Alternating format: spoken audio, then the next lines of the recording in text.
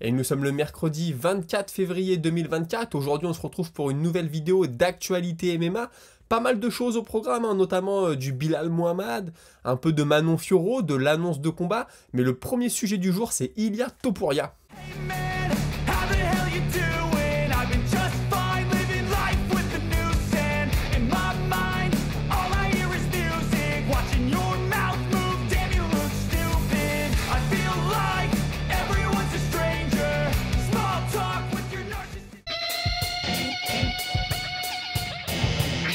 Et oui, puisque Ilia Topuria, tout d'abord, il a déclaré que sa notoriété avait explosé suite à sa prise de ceinture contre Alexander Volkanovski, plus que ce qu'il pensait. Bon, faut avouer qu'il avait bien vendu la chose, hein. Sur les réseaux sociaux, il avait été très actif, en conférence de presse, il avait fait tout ce qu'il faut pour faire monter la sauce, etc., etc. Mais il pense que si sa notoriété a tant explosé, c'est parce que les gens reconnaissent tous les sacrifices qu'il a fait. Et ça, je pense que c'est vrai.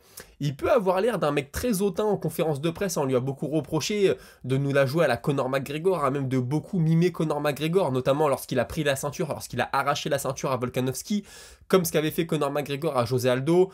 Et puis voilà, le discours est un peu le même que Conor McGregor, mais quand il donne des interviews seul avec un journaliste ou en conférence de presse parfois, quand il n'y a pas tous les combattants autour, c'est vrai qu'on découvre un autre personnage, un mec qui a l'air d'être un gros bosseur, un passionné, et je pense que c'est plutôt ça qu'il est, et qu'il a voulu faire monter la sauce en mimant Conor McGregor, et que maintenant on va peut-être découvrir une autre facette de sa personnalité. Concernant Max Holloway, parce que beaucoup lui reprochent d'être devenu champion des poids plumes sans avoir affronté Max Holloway, qui est un peu le gatekeeper ultime, hein. Max Holloway a battu tout le monde chez les poids plumes. Récemment, bien sûr, à ses débuts, il avait perdu contre Dustin Poirier, il avait perdu contre Conor McGregor, je le rappelle. Mais voilà, chez les poids plumes, depuis les, je sais pas, les 6-7 dernières années, il a battu tout le monde sauf Alexander Volkanovski. Et lui, Ilia Topuria, il a eu sa chance à la ceinture sans passer par Max Holloway, mais dis-moi, je voulais l'affronter, hein. J'ai jamais dit non à Max Holloway, mais voilà, ça s'est pas fait. Après, à mettre à son crédit, Topuria, il a pas eu la route facile non plus, hein. Il a affronté Ryan Hall, que personne ne voulait affronter, ça on l'a souvent entendu, parce que Ryan Hall, même s'il a pas l'air d'un combattant, ceux qui ne le connaissent pas, je vous invite à aller voir. C'est un gars qui a des clés de jambes exceptionnelles, et beaucoup de combattants au UFC l'ont refusé. Il a pris Brice Mitchell quand Brice Mitchell était invaincu. Ça a été le premier à battre Brice Mitchell. Il a aussi pris Josh Emmett, hein, qui frappe. On a vu ce qu'a fait Josh Emmett ensuite face à Mitchell, hein. C'est un très très gros frappeur, c'est pas un combat facile. Donc franchement, il n'a pas eu non plus la route si facile que ça. Il n'y a que Max Holloway qu'il n'a pas affronté. Il a aussi expliqué qu'il n'avait pas été impressionné par le combat entre Max Holloway et Justin Gaethje. Estimant qu'il n'y avait aucune stratégie, que c'était que de la bagarre. Donc là, je suis pas d'accord avec lui. Les 10 dernières secondes, d'accord, ça a été un peu brouillon, même si je pense que Max Holloway a très bien joué son coup en allant chercher le corps, décalage, puis la tête. Mais le début du combat, les 4 premiers rounds, même le 5e, Holloway a été très stratégique, hein. Il est rentré, il est sorti, il a tourné, il a évité la bagarre. Donc là, je suis pas d'accord avec lui. Après, je pense que c'est aussi une façon pour lui de faire monter la sauce. En gros, ce qu'il dit, c'est que les 10 dernières secondes du combat ont un peu effacé tout le reste du combat qui n'a pas été génial. Bon, écoutez, c'est son avis. Et il estime que lui, ça va être une toute autre menace pour Max Holloway, puisque lui, il est capable de boxer, de lutter, et il a un très très bon grappling, un très très bon JJB. Donc ça, par contre, je suis d'accord, il va amener une autre menace que celle qu'a affronté Justin Gaethje en frappant lui aussi très très fort. Il estime d'ailleurs être le premier à pouvoir mettre KO Max Holloway. Et concernant le rematch contre Volkanovski, il comprend que les gens veulent le voir, il a un énorme respect pour Volkanovski, il dit ouais, ça a été un énorme champion, maintenant je pense qu'il faut lui laisser le temps de se remettre. Moi je veux affronter la meilleure version de Volkanovski, je veux pas qu'il revienne trop vite, qu'il soit pas à 100%, et puis qu'ensuite voilà on dise ouais, t'as battu un Volkanovski qui était diminué, un peu comme ce qu'on a dit la première fois. Donc ça, c'est à mettre à son crédit, et encore une fois, quand il montre beaucoup de respect à Volkanovski, ça prouve aussi à tout le monde que c'est pas tant une tête cramée que ça, et que c'est un mec très réfléchi, qui connaît le MMA, et qui a beaucoup de respect. Il a aussi expliqué qu'il ne choisirait jamais ses adversaires, que ça n'a jamais été le cas et que ça allait continuer comme ça. Il aimerait aussi monter, prendre la ceinture des poids légers, mais pas tout de suite. Et c'est là où ça va devenir très intéressant, puisqu'il nous annonce qu'il va très certainement combattre au mois de septembre à la Sphère. Alors il y a de fortes chances que ce soit contre Max Holloway du coup, mais il dit que l'UFC lui en a parlé, voilà, qu'ils se tiennent prêts pour la Sphère en septembre, et que le premier trimestre 2025, un combat en Espagne, très certainement à Bernabéu.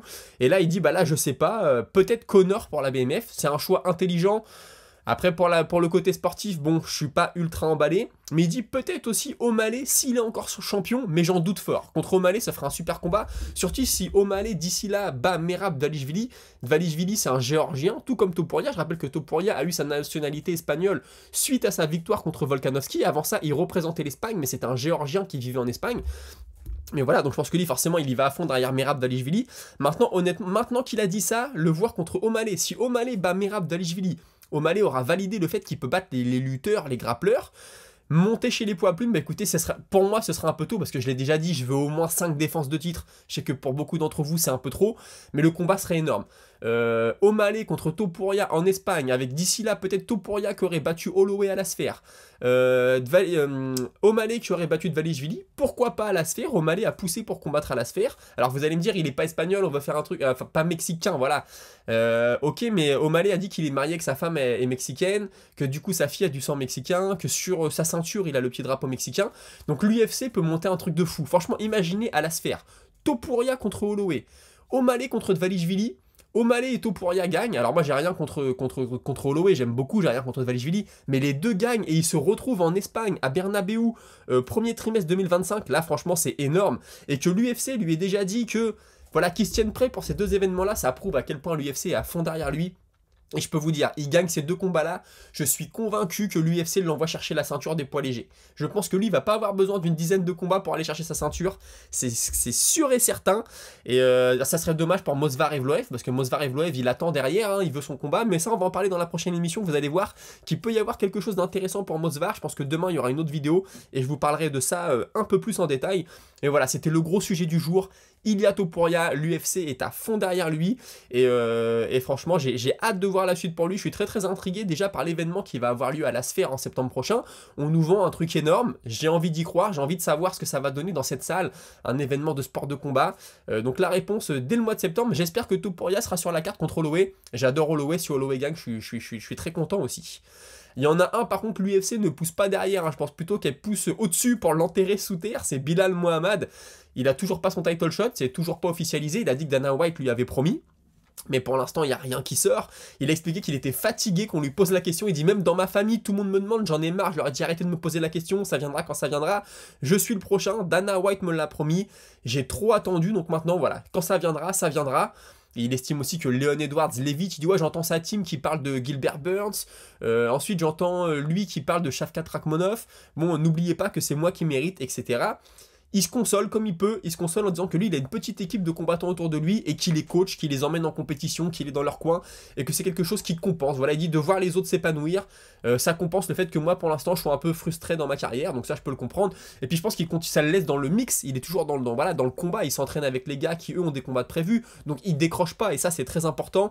Honnêtement, le combat de Mohamed contre Edward, j'espère qu'il va l'avoir, c'est un combat que je veux voir. Le premier combat s'était terminé sur un high poke pour ceux qui ne sont pas au courant. Edwards avait été quand même, je trouve, au-dessus. Là, ça s'était arrêté, tout aurait pu basculer, hein, c'est du MMA. Mais de ce qu'on a vu, Edwards avait l'air très rapide, un peu trop rapide pour Mohamed. Mais les choses peuvent changer. C'est un combat vraiment que je veux voir. On a vu que Edwards pouvait battre des lutteurs, hein, Ousmane, Covington. Est-ce qu'il pourra le faire contre Bilal Mohamed? Je ne sais pas. Mais j'ai très hâte de voir ce combat. Manon Fiorot, elle, a donné de ses nouvelles. Alors, elle a expliqué qu'elle n'était pas blessée, qu'elle a eu une petite frayeur hein, suite à son dernier combat contre Blankfield. Elle a dit, ouais, j'ai beaucoup frappé avec l'avant-bras. Elle a dit, en fait, mes crochets, c'est beaucoup l'avant-bras qui touchait. Du coup, il était gonflé. Mes doigts étaient gonflés aussi. Mais finalement, c'est bon, il n'y a pas de grosse blessure, ça va le faire. Elle ne veut combattre que pour une ceinture, même si c'est une ceinture intérim. Alors, je suis d'accord avec elle, elle mérite. Elle mérite sa chance. Maintenant, un peu comme Bilal Mohamed, j'ai peur que l'UFC la fasse attendre. Elle parle pas anglais. Elle n'a pas une si grosse personnalité que ça, tu vois, c'est pas une fille qui fait du trash talk, sur les réseaux sociaux elle est assez discrète. D'ailleurs à un moment la journaliste lui dit ouais quand est-ce que tu vas nous faire une interview en anglais, parce qu'on a l'impression qu'elle comprend, il y a toujours son coach qui est à côté pour traduire, on a l'impression qu'elle comprend mais qu'elle a du mal à répondre. Et en rigolant elle dit ouais je ferai une interview en anglais quand j'aurai la ceinture. Bon c'est une bonne réponse, franchement c'est une bonne réponse, mais... je pense que ça peut pêcher, vous me direz, il y a des grands champions comme Anderson Silva, l'anglais c'était pas ça, il y en a eu d'autres, oui, mais Pereira hein, par exemple, mais bon, dans la cage, voilà, ça poussait derrière, c'était des mecs, c'était des superstars, donc voilà, c'est quelque chose qui peut jouer contre elle. Elle aimerait être le backup pour le combat entre Valentina Shevchenko et Alexa Grasso au mois de septembre. Je pense que ça peut être une très bonne option pour elle, pourquoi pas imaginer une blessure. Elle prend le fight, faudrait qu'elle ait fait un camp d'entraînement avant, mais voilà. Elle explique qu'avant, elle voulait absolument Valentina Shevchenko parce qu'elle disait ouais c'est elle la vraie championne, c'est elle qui représente, mais là ça fait 2 combats qu'elle fait contre Grasso, Grasso a gagné, voilà, donc elle dit maintenant le prestige de Valentina a un peu baissé. Donc que j'affronte Grasso ou Valentina, peu importe, moi tout ce que je veux c'est la ceinture. Et on lui pose une question très intéressante. On lui dit, si on te dit au mois de septembre, donc il y a le combat entre Valentina et Grasso à la Sphère, Mais il y a aussi l'UFC à Paris. Si on te dit, écoute, t'as pas ton combat pour la ceinture, mais on te donne le main event à Paris chez toi. Et elle dit non, franchement, s'il n'y a pas de ceinture, ne serait-ce qu'intérim en jeu, je veux pas du main event à Paris. Moi, je veux le combat pour la ceinture. Donc, elle est entêtée, c'est bien, hein, c'est ce qu'il faut.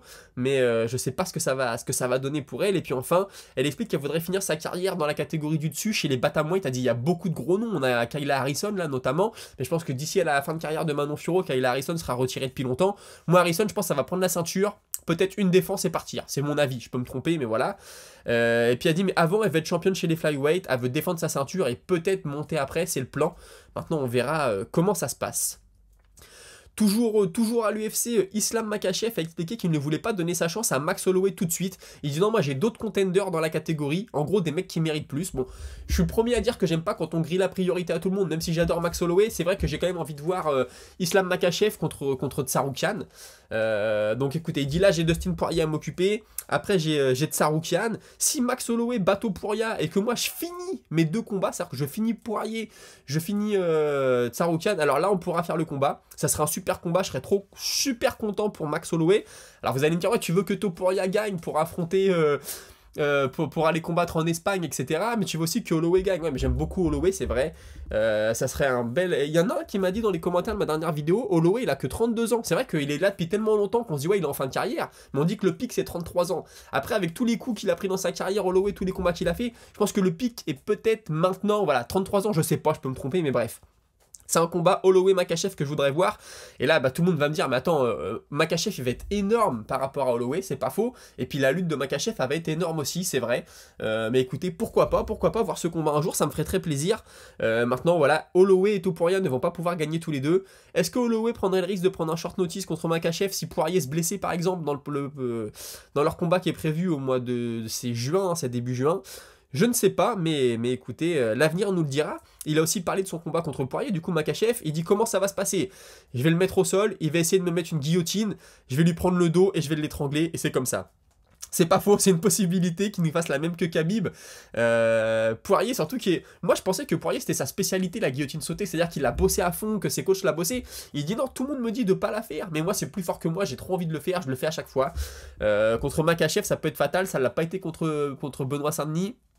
Mais attention, Makhachev, ça peut l'être. Et puis d'ailleurs, dans leur combat, ils vont inaugurer des gants en or. Les deux vont avoir des gants couleur or. Voilà, pour dire que c'est un championnat du monde, championnat, voilà, combat pour la ceinture. Je trouve le concept marrant. Point de vue marketing pour l'UFC, je pense que c'est bon. Un mec qui allume sa télé, il voit des gants en or, ça va l'intriguer. Ah bah c'est un combat pour la ceinture, ok. Parce que là, t'as que le short du champion avec son nom écrit en or. J'avoue que ça claque pas, ça pète pas aux yeux forcément. Donc là, c'est un petit plus. L'histoire ne dit pas si ces gants sont incurvés pour éviter la hypoque. Je ne crois pas.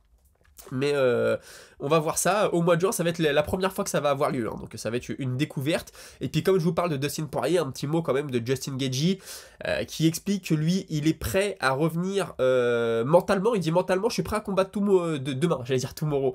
Je suis prêt à combattre demain, il n'y a pas de souci, mais physiquement, faut être honnête, prendre des commotions cérébrales comme ça, les unes après les autres, prendre des KO où tu t'effondres, hein. C'est pas la première fois qu'il tombe comme ça, Gaethje. Poirier l'avait fait tomber comme ça, je crois que... Alvarez l'avait fait tomber comme ça aussi, c'est des gros KO, c'est pas rien. Il dit voilà, faut que je donne le temps à mon corps. Il donne 180 jours avant de revenir. Donc il dit voilà, avant de prendre des coups. Donc je pense que là, je vais prendre le temps de me remettre. Et puis dans 6 mois, je serai de retour à l'entraînement. Et puis j'ai encore envie de combattre, etc. C'est une sage décision de sa part. Quand il a commencé sa carrière à l'UFC, il a pris beaucoup de coups, malgré la victoire contre Johnson, il prend beaucoup de coups. Poirier, il prend beaucoup de coups. Alvarez, il prend beaucoup de coups. Il revient à chaque fois. Après, il prend du temps pour se réinventer. Il a le run qu'on lui connaît. Donc ouais, Gaethje, c'est un gars qui prend beaucoup de coups même dans la victoire. Donc c'est vrai que c'est intelligent de dire je vais laisser mon cerveau se reposer un peu. Et puis je reviendrai plus tard. Je souhaite de revenir en pleine santé. Vous le savez, hein, Alex Pereira a dit qu'il voudrait combattre à l'UFC au Brésil bah c'est quoi maintenant, c'est dans 10 jours. Il n'y a toujours pas d'officialisation, je pense pas que ça va avoir lieu, mais Jiri Prochazka a dit moi je suis prêt, hein, s'il veut m'affronter au Brésil, moi j'y vais tout de suite, je l'affronte là-bas, ça donnerait un super combat, ce serait une revanche.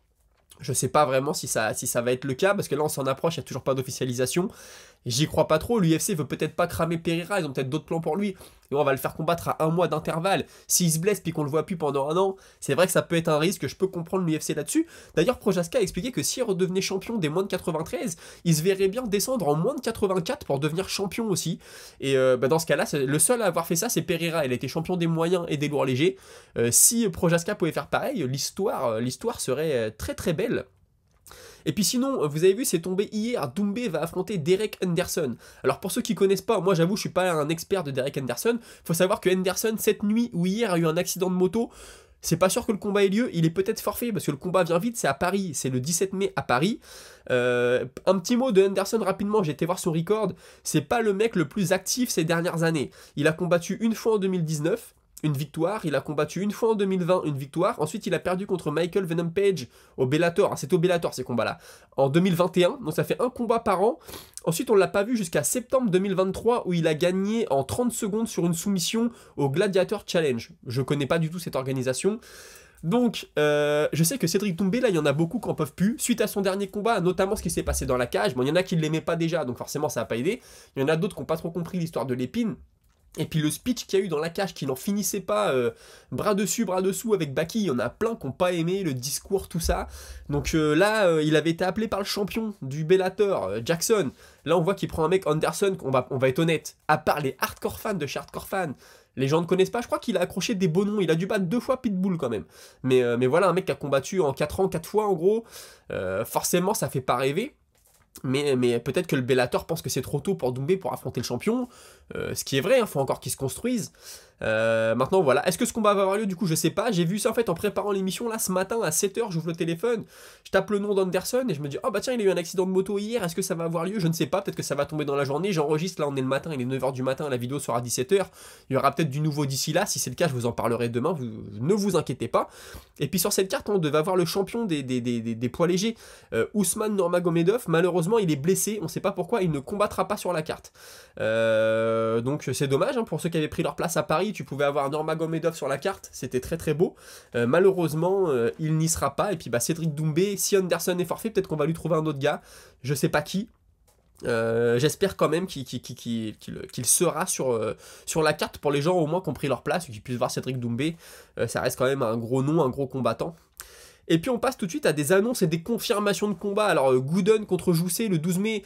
C'était pas officiel je crois, mais on en avait parlé. Donc là ça y est c'est officiel, le 12 mai ça va venir très très vite. Pfeiffer qui va faire son retour contre Barrio. Pfeiffer, on le voyait déjà très beau, on le voyait peut-être aller prendre la ceinture, hein, lui en parlait en tout cas. Il a perdu contre Hermansson. Mentalement, ça a dû être très dur pour lui, mais il fait un rebond rapide, il sera là le 29 juin. Donc sur la même carte que Conor McGregor contre Chandler. Espérons que ça le fasse contre Barrio.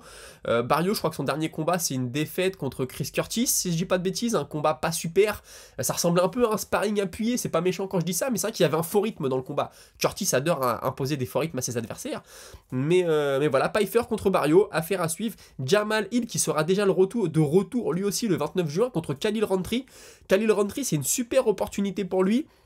Peut-être qu'une victoire contre Hill pourrait lui donner sa chance pour le titre. Il y a Magomed Ankalaev qui est devant quand même. D'ailleurs Ankalaev il a proposé à Pereira de l'affronter à Abu Dhabi, donc au mois de septembre, et Pereira a dit ouais non moi je veux pas combattre à Abu Dhabi, je veux combattre avant. Je comprends pas ce gars là, il est compliqué. Tu sais, il a l'air de dire moi je veux combattre tout de suite, lui il veut combattre au mois d'octobre, c'est quoi son problème? Ça m'a fait plutôt sourire de la part de Pereira.